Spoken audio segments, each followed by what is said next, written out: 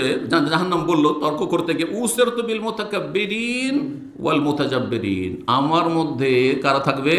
যারা অহংকারী, যারা দাম্ভিক, আল্লাহর সামনে অহংকার করেছে, রাসূলের সামনে অহংকার করেছে, কোরআনের ওহির বিধানের সামনে অহংকার করেছে, হ্যাঁ, মানুষের সামনে অহংকার করেছে, বাপ মায়ের সামনে অহংকার করেছে, স্বামীর সামনে স্ত্রী অহংকার করেছে, হ্যাঁ, মালিকের সামনে, শাসকের সামনে জনগণ অহংকার করেছে।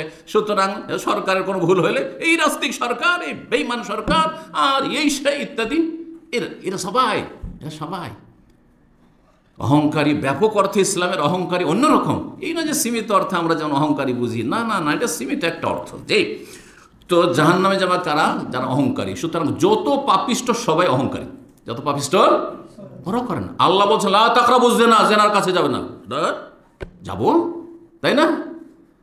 আল্লাহ বলছেন যে সমকামিতা হচ্ছে এমন নোংরামি যে মা সাবাকাকুম বিহা মিন আহাদুম মিনাল আলামিন, এই লূত আলাইহিস সালামের জাতির পরে মানুষ এই পাপ জানতোই না।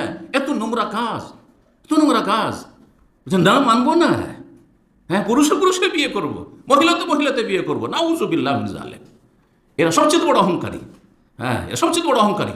যতই লৌকিকতা দেখাক না কেন আর মানবতা দেখাক না কেন, এদের মানবতা হচ্ছে মানুষকে দেখানোর জন্য, সামান্য সীমিত, তাও সব মানুষকে নয়। হ্যাঁ, তাদের মতো যেগুলো সেগুলোকে দেখানোর জন্য। কিন্তু যখন মুসলিমদের ক্ষেত্রে আসে, তখন মুসলিমকে তখন মানুষই মনে করে না।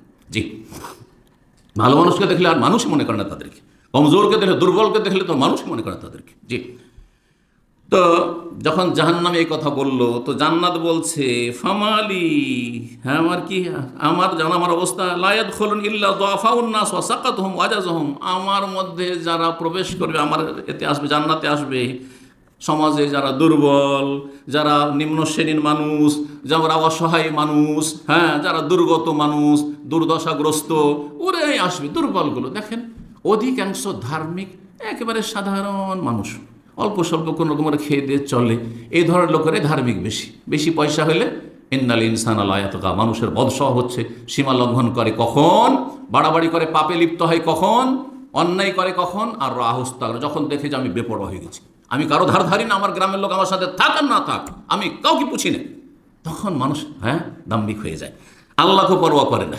পয়সার গরমে তখন আল্লাহকে ভুলে যায় আর মানুষকে মানুষ মনে করে না। তো জান্নাত বলে ফামালি, আমার যে কি হইল, লা ইয়াদখুলুন ইল্লা দুআফাউন নাস ওয়া সাকাতুহুম ওয়া আজাজুহুম, ফাকাল আল্লাহ, তখন জান্নাতকে আল্লাহ সান্ত্বনা দিচ্ছেন যে দেখো তুমি দুর্বল হওনি জাহান্নামের সামনে। শোনো, জান্নাতকে আল্লাহ বলে আনতে রহমাতি, জান্নাত তুমি আমার রহমত, তুমি আমার রহমত, দয়া, আরহামু বিকি মান আশাউ মিন ইবাদি, তোমার মাধ্যমে আমি যেই বান্দাকে চাইবো আমি রহম করব, তার উপর আমি মায়া করব, দয়া করব।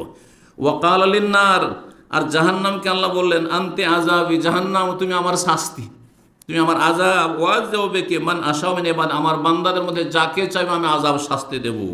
ওয়া লিকুল্লি ওয়াহিদাতিন মিনকুম মিলউহা, আর জান্নাত জাহান্নাম তোমরা প্রত্যেকটি কিন্তু এক সময় ভরপুর হয়ে যাবে, ফুল হয়ে যাবে, তোমরা ফুল হয়ে যাবে। জাহান্নাম ফুল হবে কিভাবে সেটা হাদিসে আসছে, আর জান্নাত ফুল যখন হবে না, খালি থেকে যাবে, তখন আল্লাহ এমন সৃষ্টি তৈরি করবে যাদেরকে দিয়ে সেই খালি জায়গাগুলি জান্নাতের আবাদ করবেন, যেমন সহিহ বুখারীর একটি হাদিস রয়েছে।